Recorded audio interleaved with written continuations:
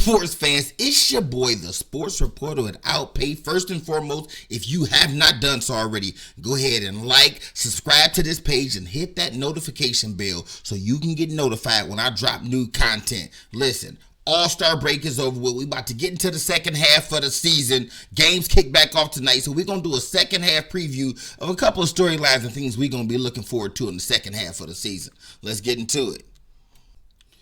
Let's start in the Eastern Conference. It is as wide open as it's ever been. There are probably 5 or 6 teams that feel like they have at least a shot at making the Eastern Conference Finals. The reality is, can't but 4 teams make it out the first round. You're looking at the standings right now coming out of All-Star break. You got Miami and Chicago tied sitting atop the conference. You got Philly sitting at 3rd. You got Milwaukee. Boston made a tear to get in the mix. Cleveland. Brooklyn is sitting all the way in 8th. Again, came before teams make it out of the first round. So let's take a look at all the Eastern Conference teams, look at some strengths and weaknesses, and see what our expectations is for these teams in the second half.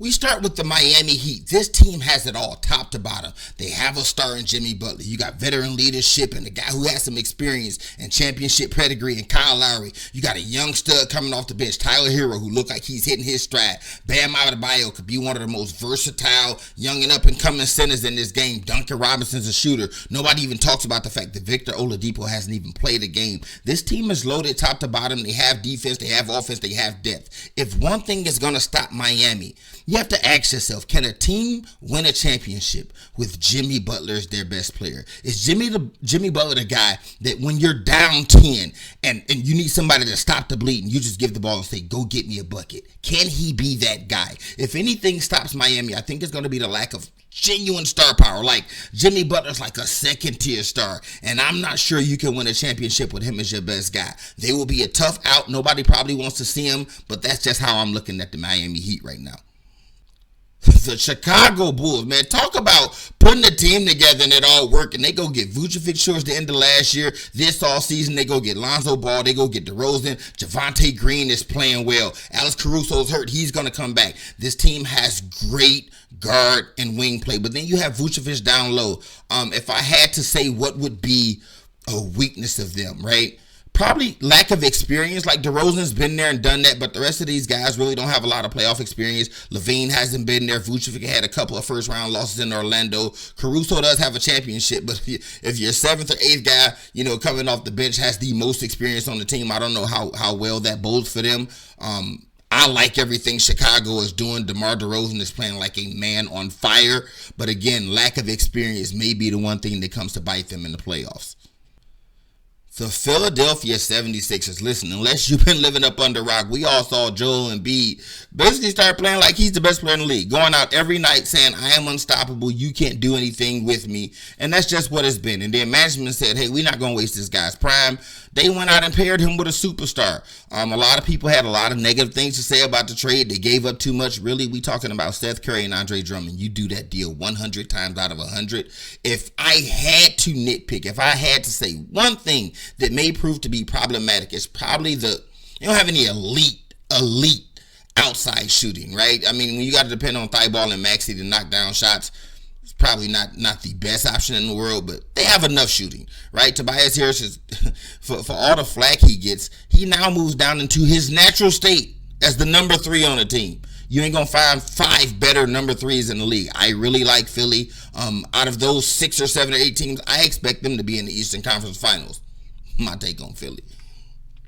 The Cleveland Cavaliers, man, listen, let's go ahead and give them a round of applause for a heck of a season. Bickerstaff's going to win Coach of the Year. Mobley's going to win Rookie of the Year. And Allen and Garland were both All-Stars and should both be in the running for Most Improved Player.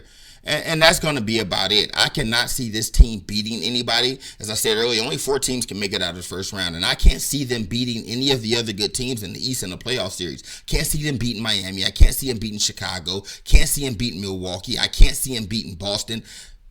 There's going to be one of those, it's a tough sled in the East this year. Again, it's going to be have been a great season for them. Only way I can see them making out of the first round if they get on a hot run and move up and somehow land Toronto in the first round. And even then, that's not no easy walkover. But that's the only team they would have a shot against. Everybody else, Cleveland's going home in the first round. But it's been a heck of a season for them. The Milwaukee Bucks. Listen, man, Giannis is so great that he's making how great he is look normal. And I have a news announcement for you. It's not normal. Like what he does on a night-to-night basis, it's not normal. Just going out every night, putting up 29, 13, and 5, playing great defense. Like that's not normal. It's not a normal thing. Like he just makes it look easy. Giannis is that great. The Milwaukee Bucks made a sneaky pickup at the trade deadline. They went and got Serge Ibaka. I liken it to that 08 to 2010 Los Angeles Lakers team, where they had that three-headed monster for their bigs. You had Andrew Bynum and Gasol start the game, and then you bring in Odom, and you could rotate any combination of those three. And that's kind of what I think Milwaukee's going to do with Bobby Portis, Giannis Antetokounmpo, and Serge Ibaka, if Serge Ibaka is healthy. If you want to talk about what may be a stumbling block for the Milwaukee Bucks, it is health. I don't think their big threes played 15 games together this year. Drew Holiday's been out the lineup. Middleton's been in and out the lineup. Giannis even missed a few games, and we don't know what Serge Ibaka's health is going to be like. So barring injuries, Milwaukee, obviously the East goes through them. They're the reigning defending NBA champions. They're the reigning East champs, so it goes through them. If healthy, I see Milwaukee making a go at it. Let's just call it that. The Boston Celtics, talk about a team hitting their stride at the right time. Right before the All-Star break, they win 11 out of their last 13, including the 9-game winning streak. They have the best point differential in the entire Eastern Conference. They was underachieving all year, playing bad. People was talking about blow it up, and now they find themselves sitting in 6th, but they're about 2 games out of being top 1 or 2 seeds. So, like, the East is very tight. Boston has been playing extremely well. I like everything about their team. They went and got Al Horford back, who should have never left in the first place. They have the best young wing duo in the league, in my opinion, and Jason Tatum and Jaylen Brown. And for all those people that were screaming, it doesn't work. Let me bring something to y'all memory. Jason Tatum is now in his 5th year in the NBA. So in his previous 4 seasons, he played 3 playoffs with Jaylen Brown. Remember, Jaylen Brown was hurt last year and didn't play in the playoffs. So in the 3 playoffs they've played together, they've made the Eastern Conference Finals 2 out of 3 times. I don't understand this notion that people start saying they don't work, they don't fit. Them boys been to 2 out of 3 Eastern Conference Finals. And the other year, they lost in the second round to the Milwaukee Bucks. Like these guys, again, if I'm Celtics management, I don't break this up. I don't move either one of them. I am banking everything on Jason Tatum and Jaylen Brown. I like everything about the Celtics. If you ask me I don't see a weakness on that team up and down. The biggest problem for the Celtics is going to be how tough the East is, right? Like sitting in 6, they may have to beat 3 of those teams to make it to the finals. Like you have to beat 3 of the, Miami, Chicago, Brooklyn, if they get back healthy, right? So that would be the toughest thing for them, is just how tough the East is. But I like everything about Boston. Don't be surprised if they sneak up and make a run. And then in 8th, you have the Brooklyn Nets. This is obviously the enigma of a team, right? Like nobody really knows what to expect. They're sitting in 8th, but most people believe if they're healthy, they're one of the teams to beat, right? You have Kevin Durant, who, when healthy, is one of the best players in the NBA. Kyrie Irving, we all know what he's capable of, and they're talking about lifting that mandate. So if he's able to play home games as well, people are going to have a problem on their hands. And then Ben Simmons. I said earlier in the year when Ben Simmons didn't want to play, I said Ben Simmons for Kyrie made a lot of sense. But you flop it with James Harden, and you get the same thing.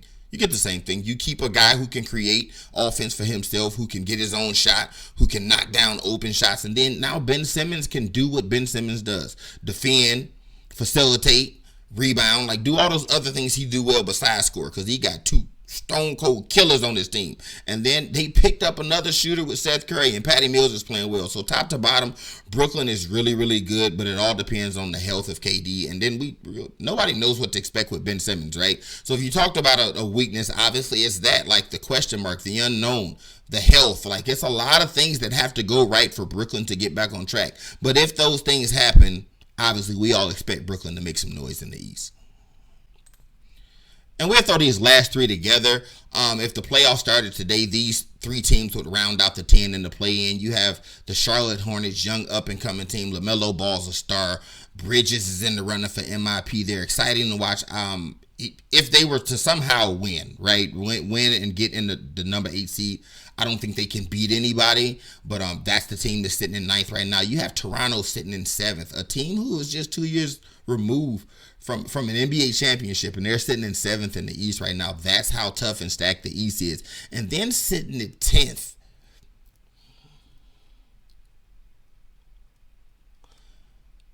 And then sitting at 10th, you got the Atlanta Hawks. This team was just in the Eastern Conference Finals last year. It was a surprise run, and I told fans coming into this season, I said, I don't think they're going to live up to whatever expectations they may have now. It's going to be a lot of disappointed fans. This is kind of what I expect. I didn't expect them to be this low. I expect them to be sitting in that 6-7 range, but I expected them to lose in the first round this year. And if they were to somehow win in those play-in games and make that 8th seed, that's exactly what would happen. They would lose in the first round. But that's, again, how tough the East is. The team that was sitting in the Eastern Conference Finals last year is sitting in 10th right now, probably with no shot at making it out of the first round. We're going to transition to the West, and we're not going to spend a lot of time on each team because I don't think a whole lot of teams in the West can make much noise. We're going to go different. We're going to start at the bottom and work our way up. Sitting in 10th right now, they would be in that play-in scenario. It's the Portland Trailblazers, the team who just basically blew it up. They sent C.J. McCollum packing, Rocco, they sent Norman Powell packing, and then they started winning games. For the All-Star break, Portland goes on a 4-game winning streak. Anthony Simons might be the real deal. I don't think they can win in the play-in scenario. If they did, they're not going to beat anybody. Let's move on up. 9th are my Los Angeles Lakers. Jesus Christ. So they look horrible, right? Like let's not sugarcoat it. Let's call a spade a spade. The Los Angeles Lakers have not lived up to expectations. Anthony Davis has been hurt all year. Russell Westbrook can't seem to find his footing playing next to LeBron. They can't figure it out. LeBron is playing amazing. LeBron James is having a phenomenal season, but the team just isn't doing what we all expected them to look like or to do this year. I will say this much. I wouldn't want to play the Lakers in the first round. This is LeBron James we're talking about, right? We recall in 2018, they had a tough first round against Indiana. Next thing you know, he was in the NBA Finals. Like LeBron he is one of the very few players that has that switch that he can just turn on in the playoffs, as he likes to call it, activating playoff mode. But so far, the LA experiment is not looking very promising. This season isn't looking promising. We shall see. We'll just say that much. We shall see. The LA Clippers, they're a mess, but they did something weird. They went and got this collection of wings. They went and got Robert Covington. They went and got Norman Powell. They already have PG. They already have Kawhi. They already have the Morris brother. They already have Luke Kennard. They have Terrence Mann. They just have the most wings in the NBA, but none of it matters. If Kawhi Leonard doesn't come back and play, none of this matters. Like, none of that matters. If Kawhi Leonard don't play, none of it matters. I will say this much. I didn't think Tyronn Lue can coach. He can absolutely coach. He has this team sitting in the 8th seed right now, and Kawhi ain't played a game. So, and PG been out lately. So shout out to Ty Lue. Shout out to the Clippers. It's kind of reminiscent of the year they were in the 8th seed with no superstar. With Patrick Beverly and Lou Will leading the way. That team just scrapped their way into the playoffs, and that's what they're looking like now. But they're not going to make any real noise, barring Kawhi not coming back. Minnesota Timberwolves sitting in 7th. My guy, Karl Anthony Towns, finally getting some of the credit I felt he's always deserved. I think he's the 3rd best center in the league. Anthony Edwards is the real deal. They have them a nice young duo to build around. D'Angelo Russell's played good all year. I don't think they're going to beat anybody in the playoffs unless they sneak up to that 6 or 5 range and get a 4 or 5 or 3-6 matchup. They can't beat Phoenix. They can't beat Golden State. I don't think they can beat Memphis either. But they have a better chance if they get into that 6 or 5 range. But for them, this is a successful season. Sitting in the playoffs, looks like they're going to make the playoffs. And again, they have a nice young duo to build around, and we'll see what Minnesota does from there. The Denver Nuggets sitting at 6. Jokic is still playing like Jokic. He's another guy that's so great he makes it look normal. Jokic goes out and puts up 26, 13, and 8, and it just looks normal, right? That's not normal. Like, what he does isn't normal. A real point center, a guy playing the center position and then facilitating his offense, rebounding, shooting threes. Jokic does it all. Like, he has a case to be the best player in the league. He's up there with Embiid. He's up there with KD. He's up there with Steph. He's up there with like all of these guys are playing phenomenal, to include Jokic, but a really bad thing happened, right? Like, Michael Porter comes into the season, we're expecting to break out, then he gets hurt. Jamal Murray hasn't come back. Without one of those guys, I can't see Denver making any serious noise in the playoffs. They're saying Jamal Murray is scheduled to come back before the end of the season. We don't know what he'll look like, so that's kind of a wait and see thing with Denver. The Dallas Mavericks, Luka Doncic. Geez, man, this guy, like, nobody's talked about him all year, just flying under the radar. And again, he's just doing what Luka does, going out, putting up 28, 8, and 8 a night, and that's what Luka does, right? But then they traded away KP. I didn't understand that deal. They bring in Spencer Dinwiddie. I don't know how he really fits next to Luka Doncic. But if Luka can keep Dallas sitting where they're sitting, or Lord forbid they make a run to one of those top 3 or 4 seeds, he might have an outside shot at MVP. But that would be the highlight of their season. I can't see Dallas making any real noise in the playoffs. They can't keep going into every playoffs doing this "we give it to Luka" thing. Like, it's just Luka or bust. Teams are keying in on that, and come playoffs, you just need more than that, and they don't have enough. The Utah Jazz, I will probably spend as little time on them as anybody. The Utah Jazz are the Utah Jazz. They are a very good regular season team. They won a lot of games. They're sitting 4th right now. They may jump up to as high as 2. They may stay as low as 4, and they will get to the playoffs, and they will disappoint like they do every single year. Moving on. Sitting in 3rd, we have the Memphis Grizzlies. This team is weird, right? Like, they're very, very good, and you kind of look and you don't know how. They play hard. They play together. When Ja Morant missed games, they still win. I think they, at one point, he'd missed 13 games and they were 11-2. I don't know what their record is right this minute without him, but at one point it was 11-2. They're really good. Ja Morant is a flat-out superstar. Like, he's not up and he's not on his way. He's arrived. Ja Morant is the real deal. We'll see, right? Like they're young, they're inexperienced, but again, they're sitting in the 3rd seed, right? So, second round has to be their floor. They have to think that's their floor, but in their mind, they have to have championship aspirations.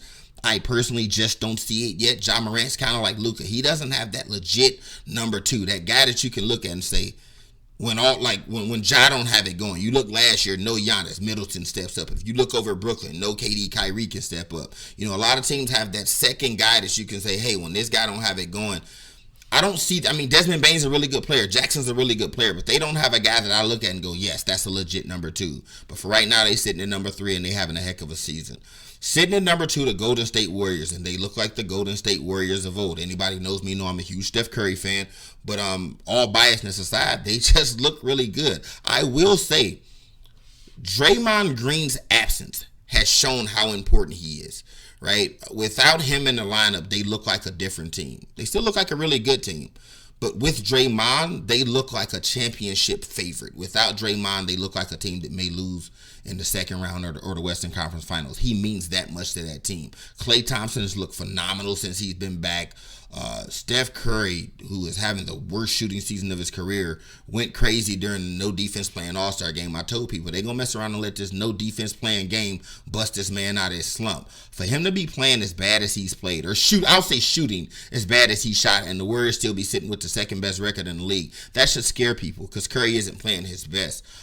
If Curry is playing his best, the Golden State Warriors should very much be feared by everybody as a threat to win the championship. Which brings us to the Phoenix Suns.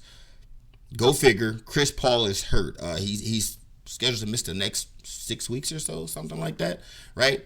This is Devin Booker's time to shine, right? A lot of people, myself included, felt like a lot of the praise that Chris Paul was getting in the sense of he came to this team and look what happened. And I told people, well, he walked into a pretty good situation, right? Devin Booker was a up-and-coming rising star in this league. Like, if you look at the year before, that team was really good with Ayton in the lineup. That was the year he was suspended, right? So then you add Chris Paul, the team should be better, right? So the team is deep. That's another team with a great collection of wings. Cam Johnson, Jay Crowder, Bridges, Mikal Bridges, like they have a great collection of talent.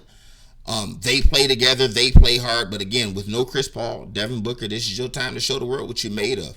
Show everybody that you can lead a team, right? So we shall see.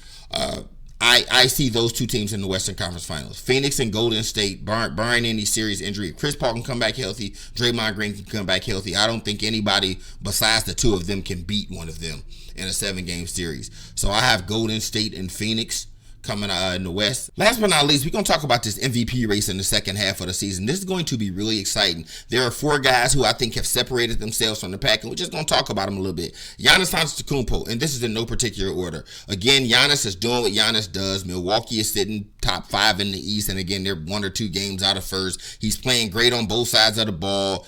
He scores, he rebounds, he facilitates, he plays. Like, he's Giannis. Like, the Greek freak is like that. Like, again, he's so great that he makes what he does look normal, and it's not normal. He's just that great. I have him in my top 4. Nikola Jokic, got him in my top 4. Again, doing stuff that centers aren't supposed to do. You're not supposed to be the best scorer, the best rebounder, the best facilitator, the best three-point shooter. He does everything for his team. You talk about a team just going as their leader goes. He does it all. Like, without Nikola Jokic, that's a lottery team. Like, he's that great. The knock on his case is Denver sitting in the 5th or 6th seed right now. Right, he got to win some games and climb those standings in the West, but he's still in my top 4. DeMar DeRozan, Jesus Christ. Listen, I'm not gonna say I apologize, because I tell people, as the facts change, so does my opinion. Like, I'm not tied into, I said this earlier in the season, so I have to stick with it. No, as the facts change, my take has to change with those facts. Earlier in the season, I kept saying, you can't really say DeMar the MVP. Him and LaVine doing the same thing. And for the first 2-3 quarters of the season, like, they were doing the same thing. They were both giving you 25, 26 a game with 5 rebounds, 5 assists, around 50% shooting. But then LaVine started doing this, and DeRozan kept doing this. And then LaVine got hurt, and DeRozan did this. Like, his stretch before the All-Star game is unreal. As a matter of fact, I'm going to go look. They're playing tonight. Let me look and see what he's doing tonight. He got 27 at the start of the 4th, and we know what he does in the 4th quarter. DeMar DeRozan, legit. Like, he deserves every bit of praise he's been getting. I don't have number 1 on my ballot, but he's very deserving if he wins it. If he keeps this up and he wins it, nobody's have nothing to say. Number 1 on my ballot. And number 1 for me, and I said the other guys weren't in order, and they're really not. 2, 3, and 4, they're all interchangeable to be. But number 1 for sure, is Joel Embiid. What he's done this season, how he's played, and what he's been able to do with that team, with Ben Simmons just saying, I quit. When you're a superstar and your number 2 guy says, I quit. Just imagine the early Lakers if Shaq was playing and Kobe just quit. Imagine the Miami Heat if D-Wade just quit. Imagine it with Magic and Kareem. If Kareem just quit. That's what Ben Simmons did to Joel Embiid. He just quit. He said, I'm not going to play. And all he's done is going out the first half of the season and has the Philadelphia 76ers sitting at 3rd in the Eastern Conference. And again, they're a game or so out of 2nd and 1st. Like, that's impressive. And the way he did it, the kind of numbers he was putting up, like, it reached a point where you can pencil him in for 35 and 12. Like, he's playing that amazing. We will see what kind of effect Harden has on his numbers in terms of people viewing stars and having help, right? Like, when they start voting and go, oh, well, he had James Harden. We'll see how that goes. But right now, at the start of the second half of the season, immediately after All-Star break, I have Joel Embiid as the front runner. But those 3 guys who I just named are right behind him, and there's going to be a very exciting race down the rest of the season. Listen, like I said earlier, if you haven't already, like, subscribe, hit that notification bell so you can get the latest content when it come out. Till next time, it's your boy, Sports Reporter Without Pay.